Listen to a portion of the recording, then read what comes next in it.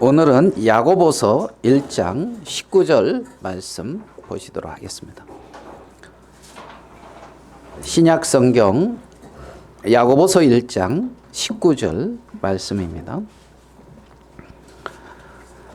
내 사랑하는 형제들아, 너희가 알지니 사람마다 듣기는 속히 하고 말하기는 더디하며 성내기도 더디하라.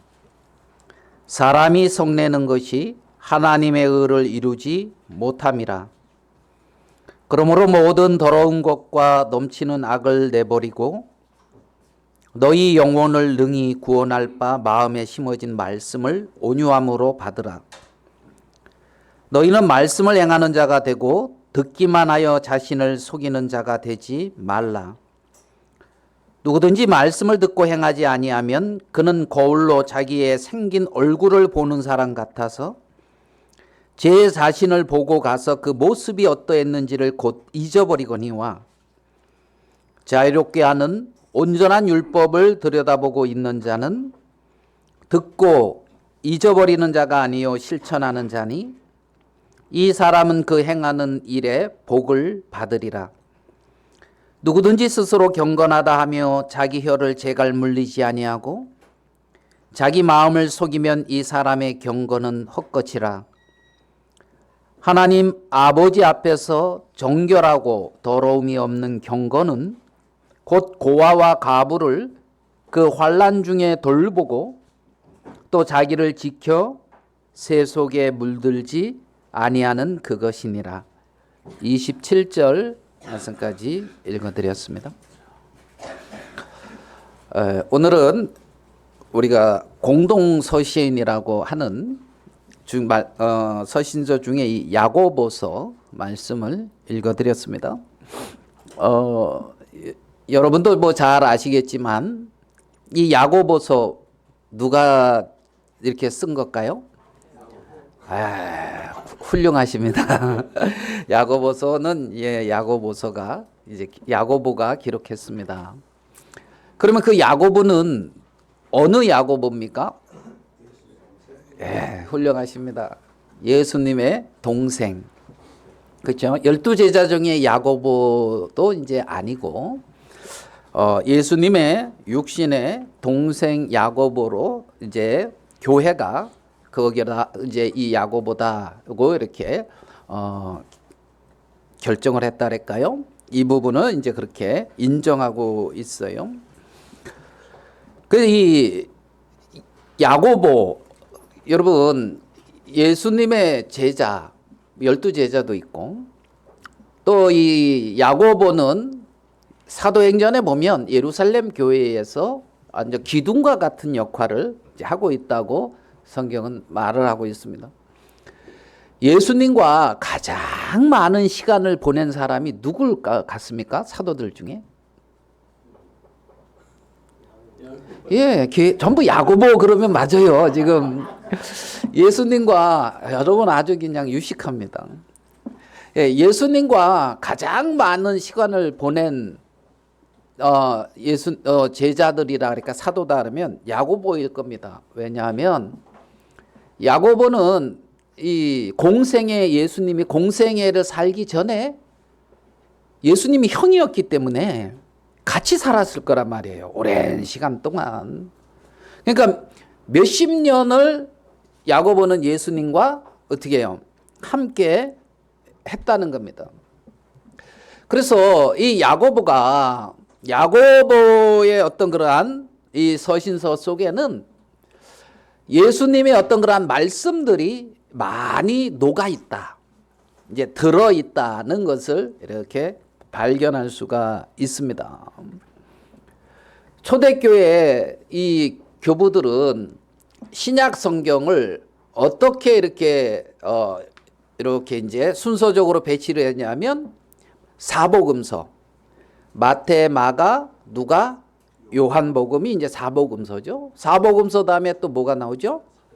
사도행전. 그 다음에 뭐가 나와요?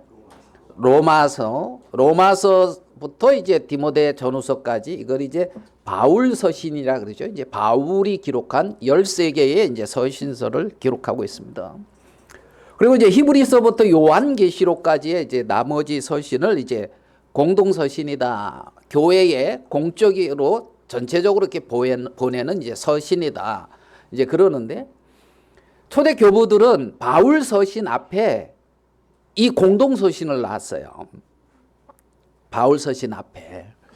그러니까 사도행전 뒤에 쉽게 말하면 로마서가 나오지 않고 히브리서가 나왔다. 공동.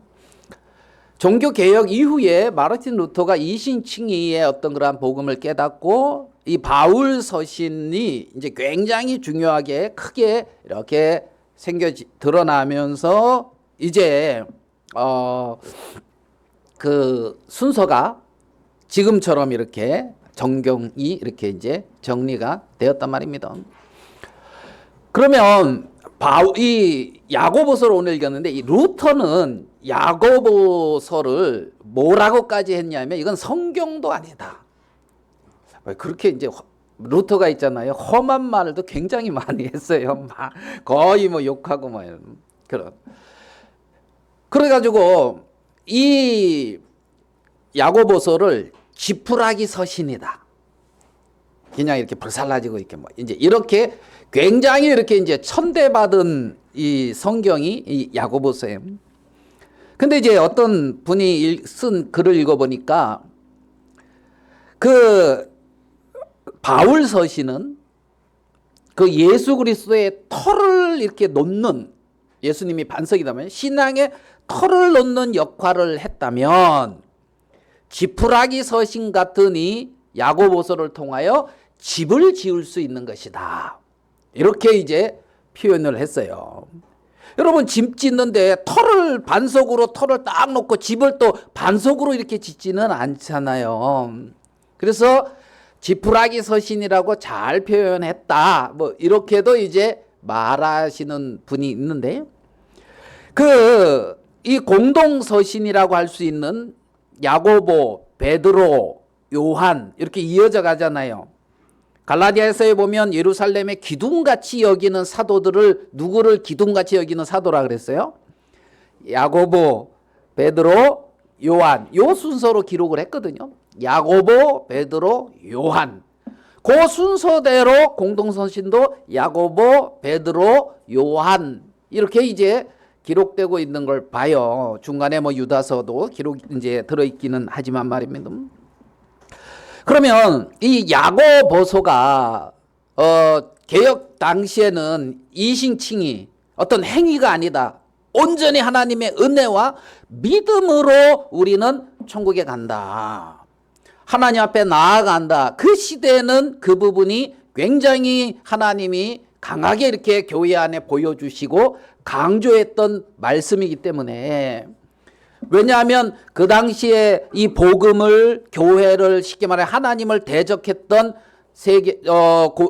세력을 이제 천주교의 어떤 그러한 잘못된 가르침이라고 봤을 때에 이제 그것을 대적하기 위해서는 그 바울 서신서를 굉장히 많이 크게 중요하게, 그리고 오랜 시간 동안 그것을 중요하게 받아들여 온 것을 우리는 봅니다.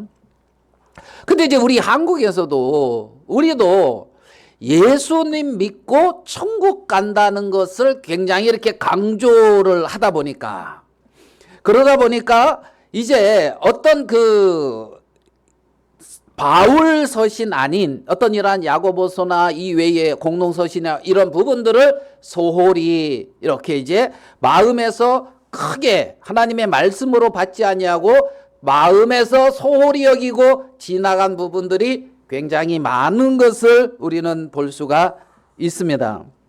물론 예수 그리스도를 믿는 믿음으로 의롭게 돼서 하나님의 자녀가 되는 이 부분은 누가 강조해도 그거는 뭐 잘못됐다 말을 할 수가 없겠죠. 그렇지만은 성경을 통해서 봤을 때 이제 그 부분만이 다는 아니다. 그 부분만이 다는 아니다. 그래서 공동서신은 이 시대에 고난 가운데, 어려움 가운데 하나님을 섬기고 교회를 섬기는 신자들이 어떠한 태도와 어떠한 마음과 어떠한 자세로 살아가야 되는지를 자세히 기록했다고 우리는 볼 수가 있다는 것이죠. 오늘 읽은 이 19절에 내 사랑하는 형제들아, 야고보는 그렇게 이 시작을 하고 있습니다. 내 사랑하는 누구요? 형제들아. 사랑하는 형제들에게 쓰고 싶은 말이 있는 거예요. 사랑하는 형제들에게 쓰고 싶은 글이 있는 거예요. 이 야고보서가 그 요세푸스라고 하는 그 이제 역사학자는 이 야고보서가 돌에 맞아서 순교했다 그러거든요. AD 한 62년 경에 사도 바울이 로마로 감옥으로 끌려가고 이제 호송되고 그 즈음에 베스도라고 하는 그 총독이 이제 죽고 새로운 총독이 왔을 때에 이제 그 율법을 어기고 율법을 이렇게 이제 뭐랄까요, 경히 여겼다는 그런 어떤 그 투서라 그래야 됩니까? 이런 걸 받아서 이제 투석형 돌에 맞아 죽는 야고보가 이제 AD 62년에 그랬다고 하는데, 그때 그 시점에 이렇게 이제 기록을 한 거예요. 내 사랑하는 형제들아, 너희는 뭐라고요?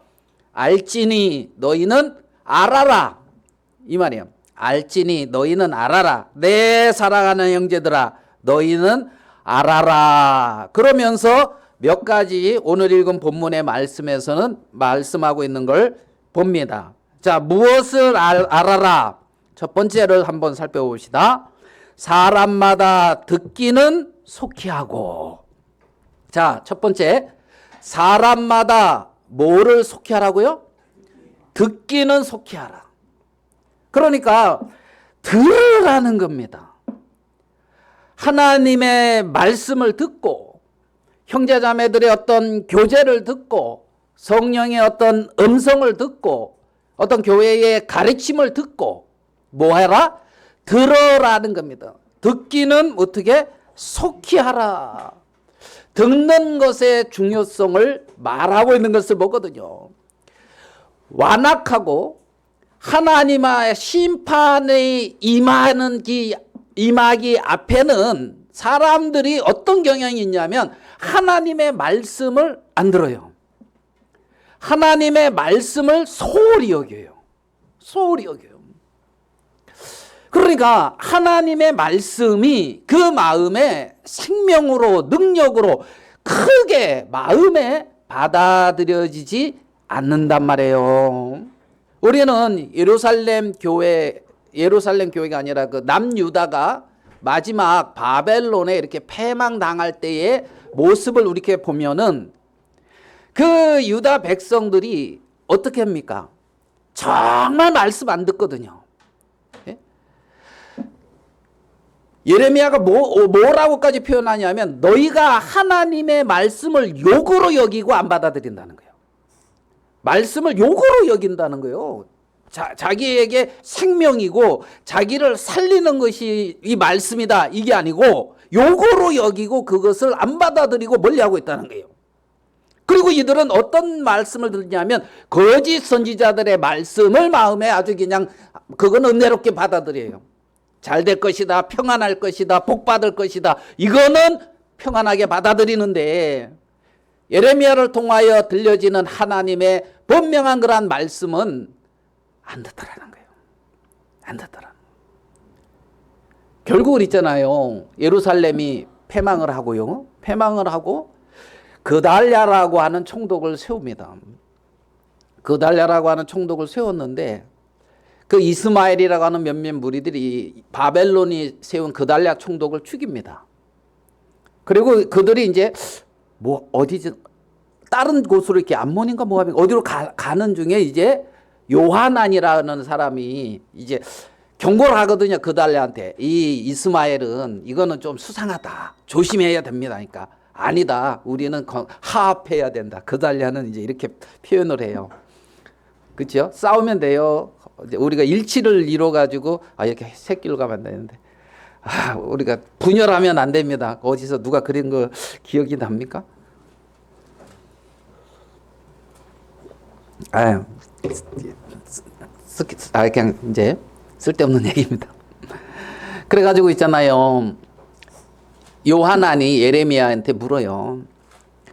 그들이 이제 그 요하나니 이스마엘을 이제 이렇게 다시 이렇게 이제 치고 그 포로된 사람들을 다시 빼앗고 이들은 이제 도망갔는데, 근데 이제 그럼 우리가 어떻게 할 것이냐?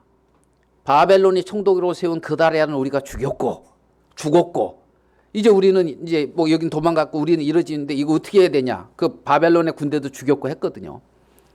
바벨론이 무서워요, 안 무서워요? 얼마 전에 자기 왕 눈 뽑아가지고 포로로 잡아갔는데 얼마나 두려워요. 그래서 이들이 어떻게 해야 될지를 모르겠는 거에서 예레미야한테 물어요. 뭐라고? 하나님이 당신에게 하신 말씀을 우리에게 해달라고. 뭐라고 하든지 우리가 듣겠다고. 그러니까 예레미야가 하나님 앞에 가서 어떻게 해야 됩니까 하고 묻거든요. 그 바로 응답이 안 나오고 10일 정도 지나요. 10일 정도 지났을 때에 뭐라 그러냐면 애굽으로 내려가지 말고 여기 머물러라 그래요. 그러니까 그 예레미야서에 뭐라고 표현하냐면 누구 한 명 이름하고 그달랴와 모든 교만한 자들이 한결같이 말하기를 그거는 하나님의 말씀이 아니다. 그러면서 애굽으로 내려가거든요. 애굽으로. 그러니까 예레미야를 통해서 그동안 말씀하신 대로 그렇게 됐는데도 또 물어봐서 이렇게 하지 말고 여기 머물러라. 바벨론이 너희들을 멸하지 않고 너희를 보호해 준다고 말을 해도 아니다 하고 자기 길 간단 말이에요. 그게 하나님의 말씀을 오늘 읽은 여기 말씀해 보면 먼저 뭐라고요? 듣기는 속히 하고, 듣기는 속히 하고. 그럼 뭘 들어야 된다고요? 하나님의 말씀을. 하나님. 자, 두 번째 말하고 있습니다. 속히 하라고 하는 것은 듣는 겁니다. 두 번째, 말하기는 뭐 하라? 더디하라. 전 이 말씀은 되게 은혜로워요. 왜냐하면 저는 말하는 것이 별로 싫어요. 그래가지고 이렇게 이제 같이 뭐 앉아 있으면은 되게 말을 잘 안 해요. 답답하리만큼. 그냥 제 생각이에요. 그렇습니까? 우리 혜진이 엄마만 그렇다그네요. 네. 근데 여기 보면 말하기는 뭐하라? 더디하라. 그러니까 나는 은혜로운 거지. 말을 잘 안 하면서. 할 말은 해야 되는데 말하기는 뭐하라? 더디하라. 그러면 왜 이 말을 하냐면 육신에 속한 육에 자신의 말을 강하게 하는 경우도 많단 말이에요. 육신에. 그러니까 말하기는 뭐하라? 더디하라. 그러니까 자신의 모습을 모른다는 겁니다. 우리나라 같은 경우 지금 두 진영으로 아주 극하게 이렇게 갈라져 있는 것 같은 느낌이 드는데, 대통령이 이제 어제 탄핵이 됐잖아요. 그리고 탄핵되기 전에 담화를 했잖아요. 담화를 듣는데 여러분 마음은 어떻습니까? 예? 우리 대통령님이 우리나라와 어떤 국민을 위하여 헌정 질서를 위하여 야 저렇게 헌신하시는구나 이렇게 좀 받아들였습니까? 어떻게 받아들였는지 모르겠습니다.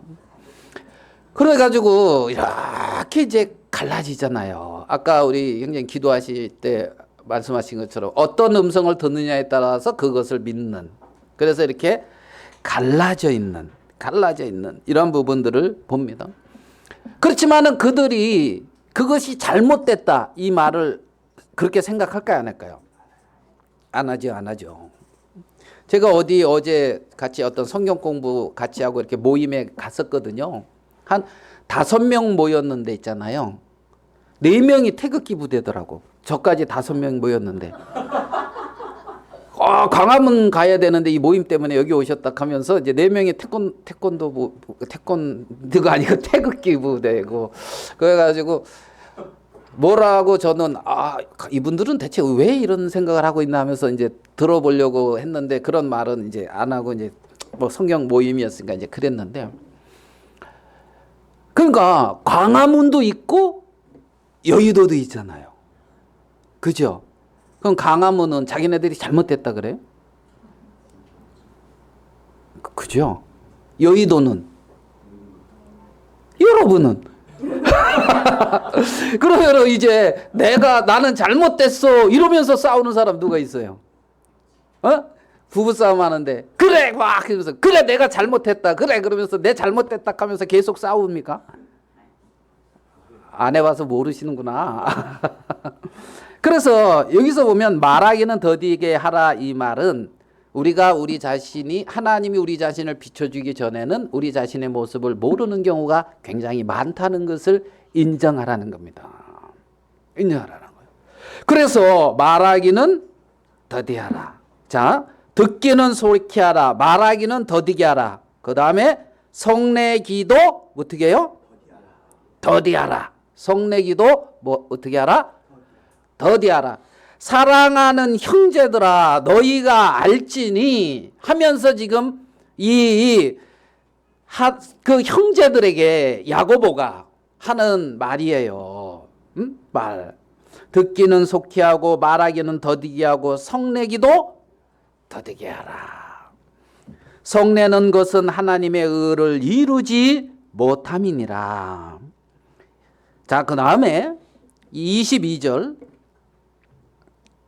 너희는 말씀을 어떻게 해요? 행하는 자가 되고 듣기만 하여 자신을 속이는 자가 되지 말라. 그러니까 말씀을 어떻게 해요? 행하는 자가 되라. 이 말이에요. 말씀을 행하는 자가 되라. 이것이 그 뭐 율법 지키라는 얘기야 뭐 이게 아닙니다. 율법주의는 율법의 행위로 말미암아 자기가 하나님 앞에 서겠다는 어떤 그것이 율법주의입니다. 율법으로 말미암아 하나님 앞에 서는 것이 아니다. 우리는 율법과 상관이 없다. 이것도 어떻게 보면 무율법주의, 율법주의에 속합니다. 그러면 이거는 뭐냐면 하나님의 은혜를 입은 사람들이 하나님의 은혜에 잡혀서 살아가는 삶의 모습을 기록하고 있는 거란 말이에요. 하나님의 여기 대상이 누구냐면 내 사랑하는 누구요? 형제들이란 말이에요. 그러니까 나의 사랑하는 형제들아 너희는 이러한 삶을 살아라. 듣기는 속히 하고 말하기는 더디게 하고 성내기도 더디게 하고 말씀을 행하는 자가 되라. 그래서 어느 책에 보니까 이제 이렇게 정리를 했더라고요. 제가 한번 읽어볼게요. 성도들은 항상 그리스도 안에서 온유하며 다른 사람의 말을 잘 들어주며 말하기를 천천히 해서 허물이 없는 사람으로 말씀을 행하는 온전한 사람이 되어야 한다. 이게 이제 성도라. 왜 기분 나쁘십니까? 성도는 온전함을 추구하고 온전한 삶을 나타내는 것이 성도의 기본 삶의 도리라는 겁니다. 하나님은 그렇게 우리를 부르신 겁니다. 야고보는 그렇게 우리에게 말씀하고 있는 것을 봅니다. 우리 21절로 이제 또 좀 더 살펴봅시다. 그러므로 모든 더러운 것과 넘치는 악을 뭐라고 돼 있어요? 여러분 성경에? 내버리고 너희 영혼을 능히 구원할 바 마음에 심어진 말씀을 온유함으로 받으라. 21절에는 뭐라고 하냐면 내어버리라는 말씀과 받으라 하는 말씀이 있어요. 내어버리라, 받으라. 그러면 무엇을 내어버리냐? 내어버리다 이 말은 옷을 벗어버리다 이런 어떤 의미를 같이 가지고 있어요. 그러니까 내어버려라. 어떤 것을 더러운 것과 넘치는 악을 어떻게 해요? 벗어버리고 내어버리고. 그러면 이것은 넘치는 악과 더러운 것 이건 뭐예요? 육신의 것이거든요. 예? 어떤 내 옛사람의 어떤 모습이거든요. 이것을 어떻게 해요? 벗어버리라. 성경은 옛사람을 벗어버리고 새 사람을 입으라 이렇게도 표현을 하고 있어요. 아멘 되십니까? 그래서 21절에는 벗어버릴 것을 말하고 받을 것을 말하고 있어요. 받을 것, 입을 것, 입을 것. 마음에 심어진 말씀을 온유함으로 받으라. 영혼을 능히 구원할 바. 우리의 영혼을 능히 구원하고 우리의 영혼을 능히 하나님 앞에 세우는 마음에 심겨진 말씀을 받으라.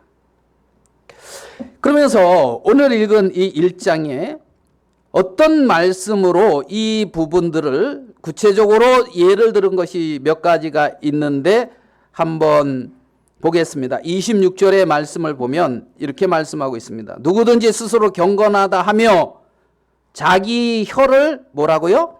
재갈 물리지 아니하고 그랬습니다. 그러니까 뭐를 재갈 물리래요? 혀를 재갈 물리. 혀를 이렇게 재갈 물리는 거 뭔지 아시죠? 예? 소 같은 거 이렇게 하기 위해서 이렇게 물려서 이렇게 이제 원하는 대로 이렇게 이제 끄는 혀를 재갈 물리라. 재갈 물림. 이 의미는 굴레를 씌워 다스리다. 이런 의미예요. 자, 혀를 재갈 물리다 말은 굴레를 씌워서 뭐 한다? 다스린다. 혀를 그냥 내버려 두지 말고 나오는 대로 그냥 내버려 두지 말고 다스리라 이 말이에요. 다스리라. 재갈을 물려 다스리라. 그래서 자 3장으로 가볼게요. 야고보서 3장. 내 형제들아 너희는 선생된 우리가 더 큰 심판을 받을 줄 알고 선생이 많이 되지 말라. 2절 우리가 다 실수가 많으니 만일 말에 실수가 없는 자라면 곧 온전한 사람이라 능히 온몸도 굴레 씌우리라. 우리가 말들의 입에 재갈 물리는 것은 우리에게 순종하게 하려고 그 온몸을 제어하는 것이니라. 그러니까 주인이 원하는 대로 이끌고 순종하게 하기 위해서 어디에 소인가요? 말들의 입에 재갈 물린다 이 말이지. 그래서 원하는 대로 이끈다는 거예요. 그러면 온전한 사람은 능히 말에 실수가 없는 자 능히 온몸도 굴레 씌우리라. 이 말은 뭐냐면 말을 다스리면 온몸도 다스린다 이 말이에요. 그러니까 이 말씀들을 이렇게 생각해 보면은 내가 어떤 말을 할 때에 그 말을 이렇게 다스리라고 했잖아요. 굴레 씌우라 했으니까. 그러니까 야 이거 함부로 말을 못하게 되는 거죠. 무슨 말인지 이해됩니까? 성경은 굴레 씌우라 이 말은 이제 다스려서 온전히 굴복시키게 제어하게끔 하는 이 부분이기 때문에 그러니까 여기서 야고보서 3장은 전부 그 말에 대한 얘기를 해요. 말. 5장뿐이 없는 데서 야고보는 이 3장을 전체 이 말에 대한 얘기를 하고 있는 것을 봐요. 그래서 온전한 사람이 되기 위해서 말에 뭐를 물리라? 재갈을 물리라. 여러분이 하는 말이 이 말이 덕을 세우는 말인가? 하나님 앞에 유익을 세우는 말인가? 이런 부분을 생각해 볼 필요가 있다는 거예요. 생각해요. 이 생각을 쭉 하고 있다가 제가 이제 넘어갑시다. 할까요? 또 이러면 또 궁금증이 있잖아. 어제 이제 우리 혜진이 엄마를 제가 퇴근시키러 모시러 이렇게 갔어요. 모시러 가가지고 이제 회식 이제 한다고 그래가지고 딱 모시고 이제 어느 분하고 이제 두 분 딱 모시고 딱 오는데 막 누가 먼저 간 얘기를 막 얘기하더라고요. 말도 없이 먼저 갔다고 얘기를 왜 그러는 거 찾을 거 생각도 안 하고 막 이러고 저러고 막 얘기를 해요. 그래서 제가 뭐라고 했는지 알아요? 왜 사람을 말도 못하고 가게 만들었어? 이렇게 그 사람이 말을 안 하고 갔다는 거 왜 말도 못하고 가게끔 만들었어? 내가 이제 옆에서 그러니까 원래 그 사람은 그런 사람 아니다 하고 이제 막 그러더라. 그것도 이제 한참 이제 갔는데 또 A라는 사람 얘기하다가 이제 또 B라는 사람 얘기하고 또 C라는 사람 얘기하고 이제 자연스럽네. 근데 이제 제가 그 사람이 그렇게 하는데 뭐 당신이 도와준 거 있어? 그러니까 같이 탄 그 아줌마가 이제 그러죠. 당신 뭐 나한테 뭐 불만 있어? 이제 그러더라고요. 그래가지고 아니 뭐 기분 나쁜 일 있으세요? 그래가지고 그치요. 뭐 저는 집에서 쫄쫄 굶는데 밖에서 고기 뷔페닭하고 이제 회식 다 했으니까 데리러 와라 해가지고 이렇게 데리러 와서 고기 냄새 풍기고 타고 막 하고 나는 쫄쫄 굶고 있으면 기분이 나쁘죠. 그러니까 뭐 아무것도 안 먹었냐 그래서 이제 그러니까 이제 제가 이제 요런 말씀을 이제 생각하고 있다 보니까 이제 뭐 막 이렇게 탁탁툭툭 이제 그러고 보니까 나도 말을 함부로 했네요. 예. 제 얼굴은 몰라요. 예.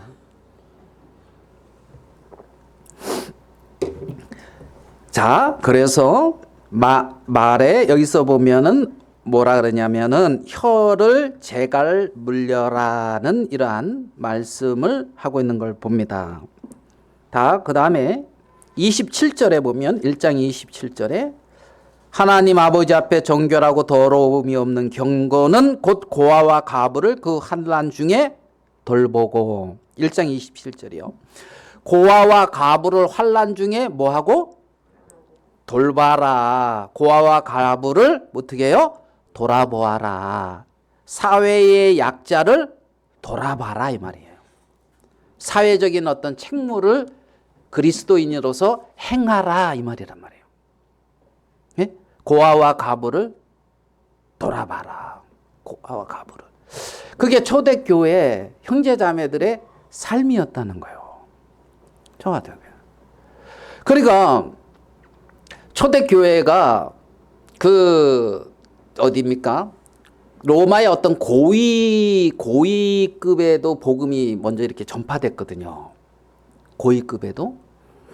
근데 로마의 고위급에 전파되는 게 된 어떤 계기 중에 하나는 뭐냐면 옛날에 그 로마 시대 때에는 굉장히 문란했단 말이에요. 굉장히 문란했어요. 시대적으로.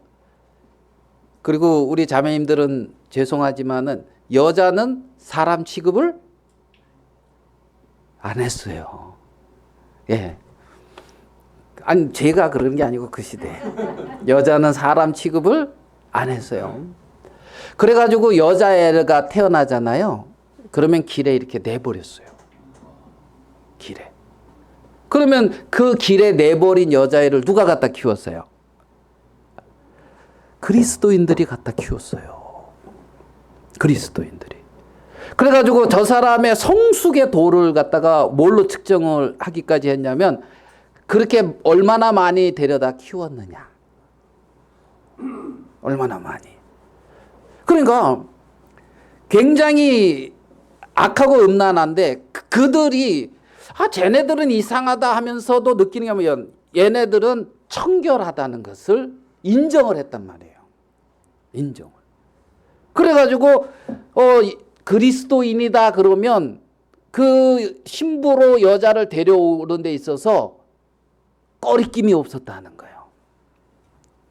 무슨 말씀인지 이해되십니까? 그래가지고 그렇게 고위층에도 갈 수 있었던 어떤 기반이 뭐냐면 성도들의 뭐다? 삶이었단 말이에요. 삶. 그리고 고위층으로 갈수록 진짜 그 물질 뭐라 그럴까 부유했잖아요. 막 그렇게 그러한 어떤 방탕한 그러한 삶을 살았어요. 그래서 막 흑사병이 이렇게 돌잖아요. 그러면 로마의 귀족들은 섬 같은데 좋은 섬에다가 다 이렇게 뭐죠? 별장. 별장. 그것도 아시네요. 그 섬 같은 데다 별장 그런 걸 해놓고 있잖아요. 여기 이제 전염병이 딱 돌잖아요. 그러면 글로 싹 들어가는 거예요. 이해되죠? 거기서 이렇게. 그리고 이제 마침에 이렇게 돌아오는 거예요. 그런데 그리스도인들은 전염병이 돌아도 그곳에 들어갔다는 거죠. 그곳에 들어가. 그리고 시체나 병자를 돌보고 그걸 치우고 이런 것을 한 사람이 누구냐면 그리스도인들이라는 거예요. 그리스도인들. 그러니까 그들이 인정을 하겠어요, 안 하겠어요? 인정을 하기 시작했단 말이에요. 사람들이. 큰 핍박과 환난 속에서 있잖아요. 예? 그 십자가에 못 박혀 죽는다든가 환난, 화형을 당하면서도 얼굴에서는 뭐가 잃지 않고? 예, 웃음을 잃지 않고 그들을 저주하지 않고 축복하면서 죽었단 말이에요. 무섭겠어요? 안 무섭겠어요? 아, 이게 무서운 거예요. 무서운 거예요. 그러니까 그리스도인들이 잘 봐봐요. 그 중세 시대 거기에 중세가 아니라 극동 그 지역에 지중해 그 지역에 로마가 전 패권을 차지하고 있고 유다라고 하는 남유다라고 하는 이스라엘이라고 하는 조그만 속국의 하나의 신이었단 말이에요. 맞습니까? 근데 그들이 몇백 년이 지나지 않아서 전 로마의 어떤 그걸로 딱 바뀌었잖아요. 그들이 세력이 있습니까? 능력이 있습니까? 무슨 뭐 권한이 있습니까? 그래서 그랬습니까? 삶이란 말이에요. 삶. 그래서 그들은 모든 게 신이고 로마 교황이 아니고 황제가 최고의 신인 그 시절에 참된 주와 참된 주인은 예수 그리스도라는 것을 인정하면서 있잖아요. 오직 유일신 하나님 예수 그리스도. 그러면서 그러한 삶을 살아가서 그렇게 바뀐 거란 말이에요. 그렇게 바뀐 것. 그 말씀을 여기서 하는 거지요. 고아와 과부를 돌아보아라. 사회의 약자를 돌아보는 사회적 책무를 행하라. 그것이 야고보가 성도들에게 하는 말이에요. 그 다음에 나오는 말씀은 또 자기를 지켜 새 속에 물들지 아니하는 그것이니라. 자기를 지켜 새 속에 물들지 않는다. 세상의 어떤 풍속. 그래서 자기를 지켜 새 속에 물들지 않는 그건 개인의 경건을 말해요. 개인의 경건. 개인의 어떤 정결한 삶. 그러니까 자기의 정결한 삶과 사회적인 책무와 이런 부분들을 이들은 초대교회는 이 부분들을 분명하게 수행해 갖고 빛과 소금의 역할을 했다는 거지요. 성경에서. 야고보는 그 부분을 지금 지적하고 있는 거란 말이에요. 지적하고. 그러니까 의인 돼서 천국 간다. 이신칭의의 어떤 그 교리만이 이 성경에 있는 것이 아니고 공동서신을 통해서 성도들에게 엄숙하게 명령하고 있고 말씀하고 있는 신자의 어떤 그러한 본분적인 그러한 삶들이 존재하고 있다는 거죠. 그래서 개인의 어떤 경건과 가정에서의 어떤 삶이나 사회에서의 어떤 역할이나 모임, 신자들의 어떤 공동체, 그 모임 속에서 자신의 어떤 역할을 그렇게 감당해 가고 있었던 것을 우리는 서신서를 통해서 발견해 볼 수가 있단 말이죠. 그 초대교회가 전도를 하고 이들은 어떠한 마음으로 했는가를 기록한 글을 보니까 이런 글이 있었습니다. 한번 읽어볼게요. 교회라는 것은 자기가 죽을 때에만 사는 공동체요. 심장을 내어줄 때에만 자라는 단체이다. 교회는 그 구성원이 아닌 다른 사람의 유익을 위해 존재하는 세계에서 유일한 단체이다. 그게 교회라는 거예요. 그게 교회라. 교회는 자기가 죽을 때에만 사는 공동체예요. 심장을 내어줄 때에만 자라는 단체이다. 교회는 그 구성원이 아닌 다른 사람의 유익을 위해 존재하는 세계에서 유일한 단체이다. 그리스도께서 그러한 어떤 삶과 그 길을 갖고 그리스도를 본받는 자들은 이제 그러한 삶을 살고 그 길을 갔는데 거기에서 이제 전혀 다르게 삶을 사는 경우가 많은 거죠. 그래서 우리나라 같은 경우도 94년 이후로부터 교회가 쇠퇴기로 들어갔다 그러거든요. 94년. 그리고 가장 선호도가 없는 종교가 뭐예요? 젊은이들한테서 가장 선호도가 없는 교회란다. 종교. 예, 뭐가 젊은이들한테 가장 선호도가 없는 종교가 어디 같아요? 예? 불교? 예? 기독교예요, 기독교. 그리고 초등학교에서 있잖아요. 교회 다니는 사람 손들어 보라면 한 명 나올 정도라는 거예요. 지금 이 시대에. 예전에는 여러분들이 저거 할 때는 안 그랬을걸요. 근데 지금 그런다는 거예요. 우리 반에 교회 다니는 사람은 나뿐이 없어. 전도하면은 전도한다고 모락하는, 이제 전도해서 모락하고 이러는, 지금 시대가 그런 시대가 됐어요. 무엇을 심었기에 그렇게 됐을까요? 초대교회는 그렇게 아무 세력 없던 거기가 이렇게 그 길을 이렇게 전도했다니까 영향력을 미쳤는데, 70년대 80년대는 한국에 어떤 기독교라고 하는 어떤 이러한 세계가 많은 영향력을 미쳤다고 하는데, 지금은 이렇게 간 이유가 뭐냐는 거예요. 이유가 성경의 어떤 그러한 교훈과 이제 동떨어져 있는 것을 우리는 볼 수가 있습니다. 우리 25절의 말씀을 좀 더 보겠습니다. 자유롭게 하는 온전한 율법을 들여다보고 있는 자는 듣고 잊어버리는 자가 아니요 뭐하는 자니? 실천하는 자다. 이 사람은 그 행하는 일에 복을 받으리라. 자, 누가 복을 받는다고요? 여기에 보면 두 부류로 이렇게 구분을 해서 말하고 있어요. 듣고 잊어버리는 자. 예? 듣고 잊어버리는 자. 그 다음에 또 누굽니까? 예. 듣고 잃어버리는 자. 그 다음에 실천하는 자. 여러분, 말씀을 듣고 잃어버리는 자. 말씀을 듣고 잃어버리는 자. 그래서 그를 뭐라고 성경은 말을 하고 있냐면, 거울에 제 모습을 보고 여기 뭐가 묻었네 그러고 그냥 가는 모습, 그것을 이제 듣고 잃어버리는 자다. 변화가 없지요. 행함이 없어요.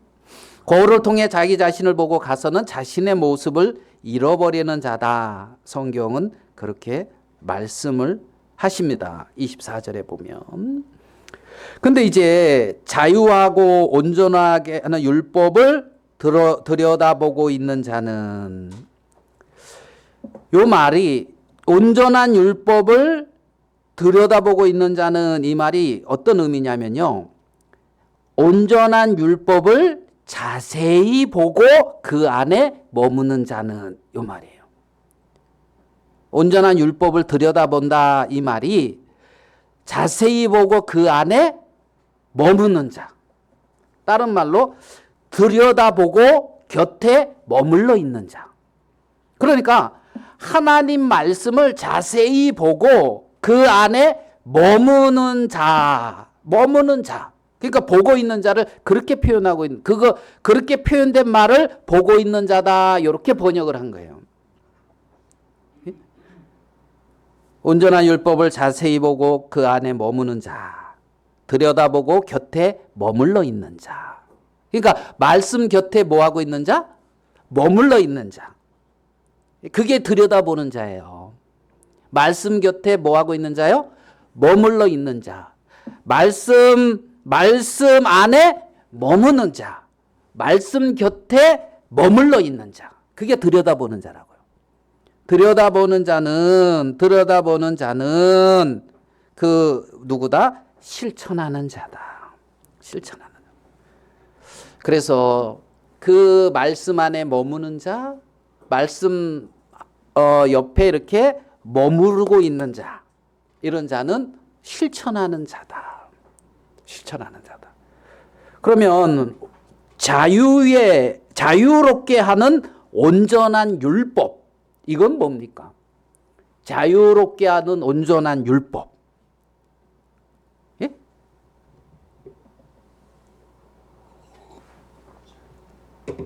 요 말씀을 이렇게 정리를 해보면 있잖아요. 자유롭게 하는 온전한 율법 25절에 그랬는데 21절에는 그렇게 말씀하고 있어요.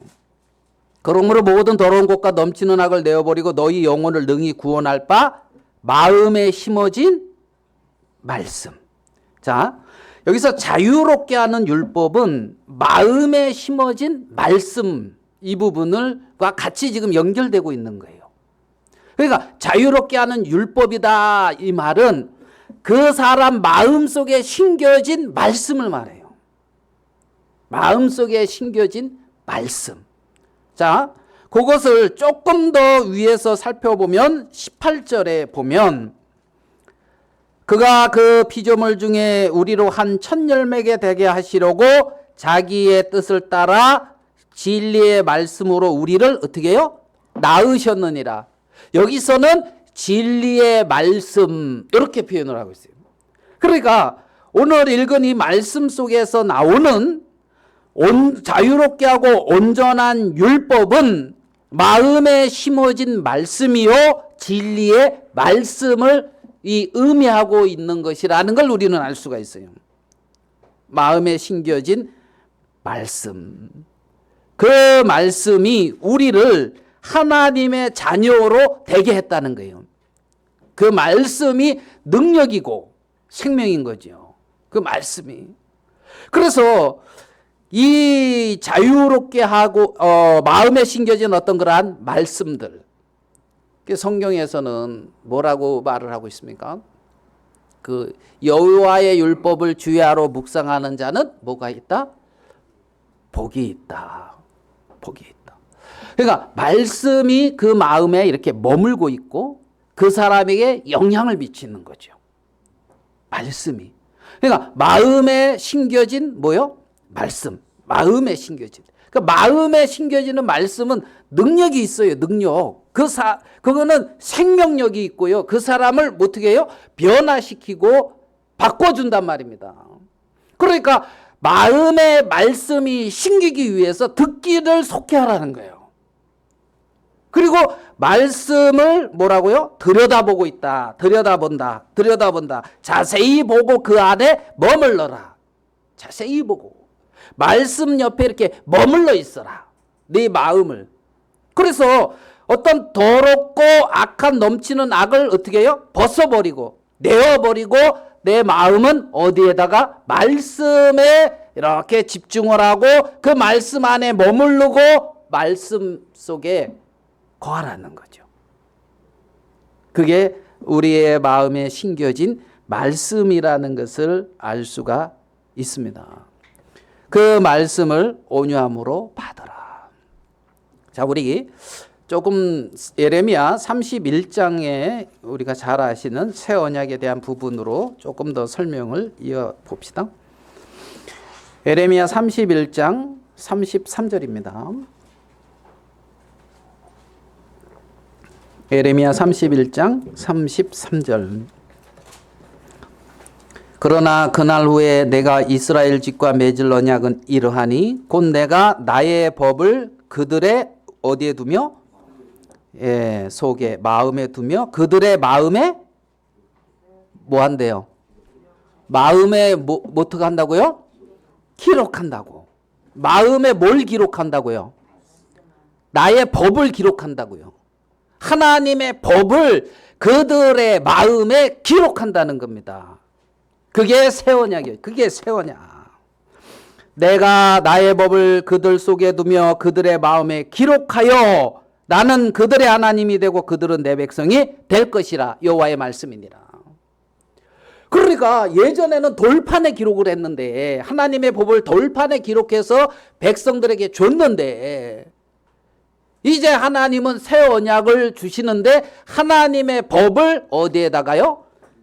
각 사람의 마음에다가 기록을 한다는 거예요. 각 사람의 마음. 그러니까 내 마음 속에 뭐가? 하나님의 법이 기록되어 있다는 거예요. 하나님의 법이. 그게 마음에 심긴 도라는 겁니다. 하나님의 어떤 말씀이라는 거예요. 말씀. 나는 그들의 하나님이 되고 그들은 내 백성이 될 것이다. 여호와의 말씀이니라. 예수님이 산상수훈에서 말했습니다. 살인하지 말라 하는 것을 너희가 들었으나 살인 안 했는데요. 형제를 대해서 나가라 하는 자. 그죠? 지옥불에 들어. 예? 심판을 당한단 말이에요. 욕을 해도. 자, 간음하지 말라 했다는 것을 너희가 들었으나 음욕을 품는 자는 뭐 하는 자다? 간음하는 자. 그러니까 밖에서 말하는 것보다 이게 훨씬 더 커요. 음욕만을 품어도 간음이라 그랬으니까.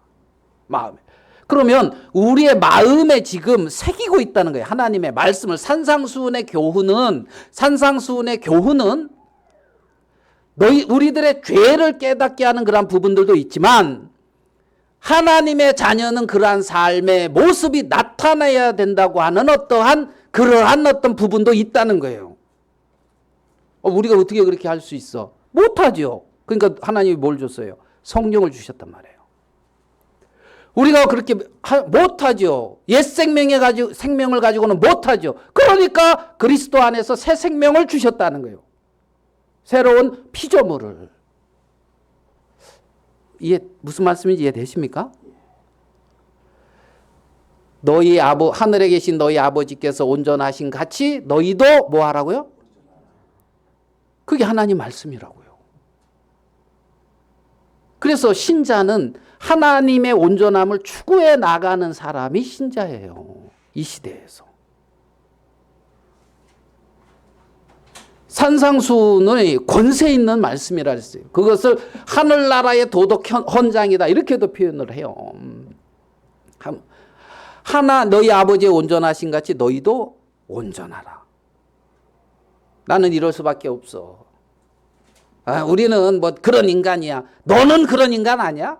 그러면서 있잖아요. 우리의 어떤 악함을 들춰내는 일이 율법이 하는 일이 아니라 들춰내면은 뭐 해야 되냐면 사망이 선포돼야 돼요. 그래서 이제는 그가 아니요 그리스도가 나와야 된단 말이에요. 예? 너는 그런 사람이야 하고 드러내는 것이 그것만의 역할이 아니란 말입니다. 드러나면은 심판을 당하게 되고 심판을 당하게 되면 이제 새롭게 변화되어야 되는 것이죠. 그 일로 이끌어가는 거란 말이에요. 이 성경은. 예수님은 우리를 죄에서 구원하셨어요. 우리의 죄에 대한 형벌을 다 받으셨어요. 다 받으셨어요. 왜요?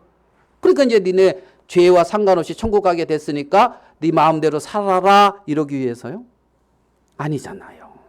그죠? 새 생명 가운데 행하게 하려 합니다. 그래서 옛사람을 벗어버려라. 그래서 벗는다는 얘기가 그래서 나오는 거예요. 자, 우리 마태복음 26장 28절로 가보겠습니다. 마태복음 26장 28절.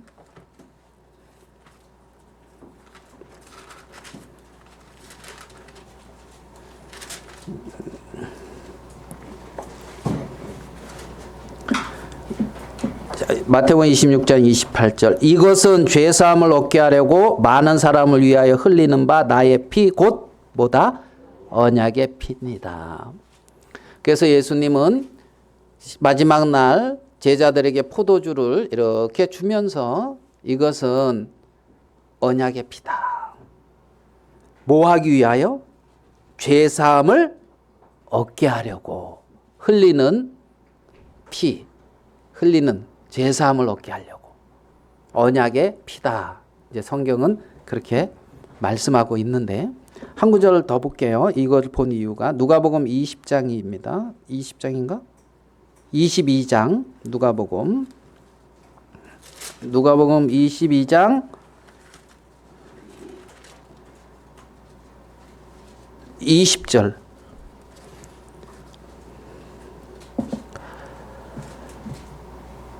저녁 먹은 후에 잔도 그와 같이 하여 이르시되 이 잔은 내 피로 세우는 뭐다요? 누가복음 22장 20절.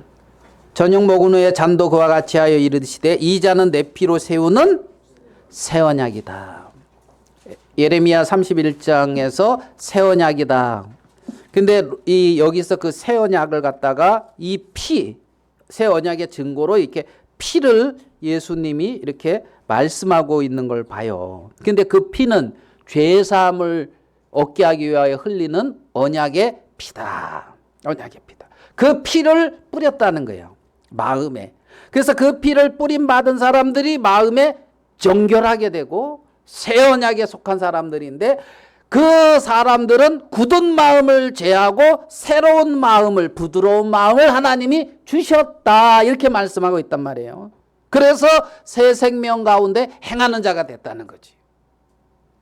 그러면 이 새 언약에 속한 사람들, 하나님의 생명을 가진 사람들, 이런 사람들은 자기가 지금 이 땅에 살고 있는 이 부분은 예수 그리스도의 공로에 의해서 사는 거예요.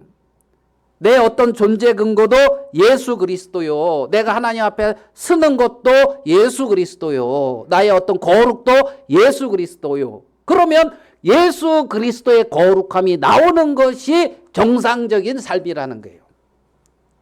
성령에 이끌려서. 아멘 되십니까? 예.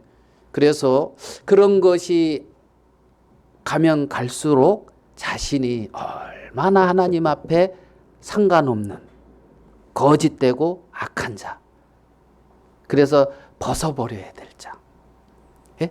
옛사람을 벗어버린다고 하는 내가 얼마나 교만하고 완악하고 거짓되고 가증스러운 자인 것을. 그래서 그 시간도 예수 그리스도의 십자가의 공로로 내가 하나님 앞에 설 수 있다는 새 언약 안에 있다는 것이 감사해서 그 은혜에 그 사랑에 이끌려서 삶을 살아가는 그들이 이 시대의 신자라는 것을 우리는 알 수가 있단 말입니다.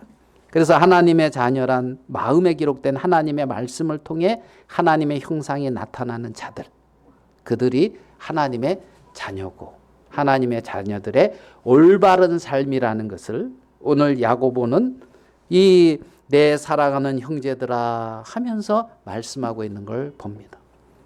온전한 율법을 들여다보는 자, 마음에 새긴 그 말씀을 온유함으로 받는 자들. 말씀이 마음에 새겨지면 생명이 있고 능력이 있고 역사가 일어나는 것이 지극히 정상이다.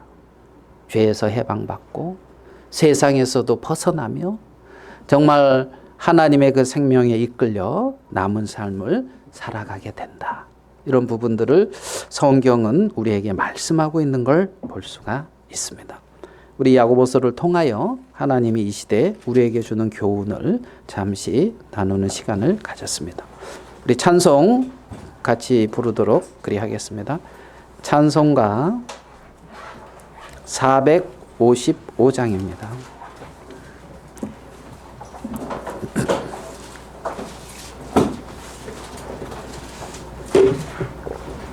찬송가 455장 같이 하시도록 하겠습니다.